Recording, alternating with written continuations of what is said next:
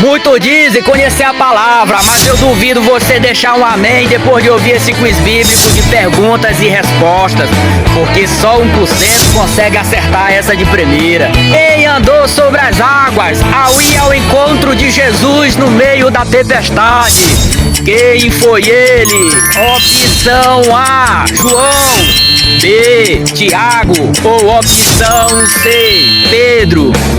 Espera. Se você sabe, deixa a resposta aqui nos comentários para fortalecer o canal. Espera, olha só, a Bíblia nos ensina que quando mantemos os nossos olhos fixos em Jesus, nós caminhamos por cima de qualquer tempestade.